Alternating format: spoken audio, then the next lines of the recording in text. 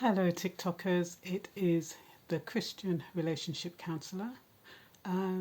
Yes, I've come in today because I woke up this morning, it's Sunday, and I thought to myself, what can I do to be a better person? I can tend to pick holes in people. I think we all do it. We all pick holes in people around us and we don't look at the plank in our own eyes. And I was thinking, okay, I'm not a better person just because I pay my bills and I follow the rules and I obey the law. That doesn't necessarily make me a better person than somebody who doesn't do that. And that revelation came to me this morning. And I asked God for some wisdom, something that could benefit someone. I don't know who, but it led me to Matthew 22:31, which said, "But now, as to whether there will be a resurrection of the dead, haven't you ever read about this in the scriptures? Long after Abraham, Isaac, and Jacob had died, God said, I am the God of Abraham, the God of Isaac, the God of Jacob." So he is a God of the living, not the dead. So God brought them back to life through the word. And it made me think about us as humans. Have you ever thought about, depending on your age, Otis Redding, Sam Cooke, Billy D. Davis, Frank Sinatra, Doris Day, more recently Michael Jackson, and Tupac. And sometimes when we hear their songs, doesn't it feel as though they're alive? And I thought about that this morning, and I thought about people who have passed and how we say we're going to keep them in our hearts. They haven't gone.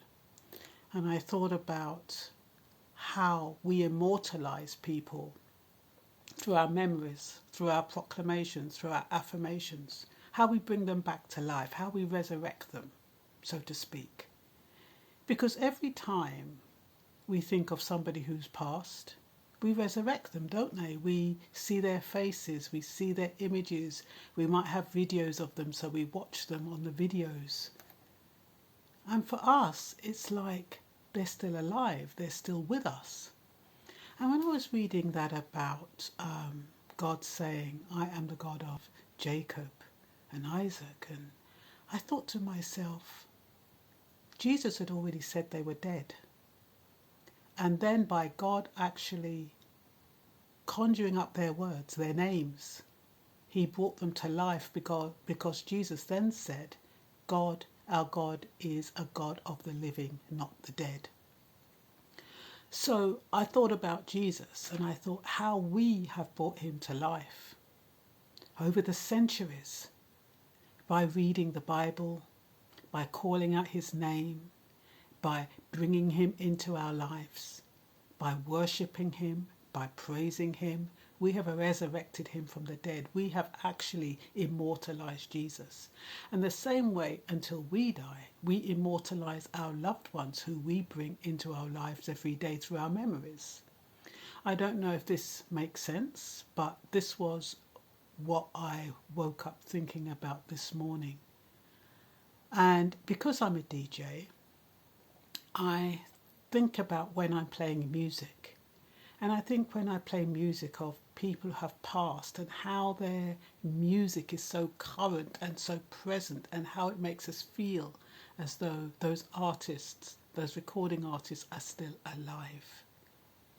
So I think that is why it's so important that during your life you leave a good memory. People should remember you for being a good person. What have you done? What have you done to help others?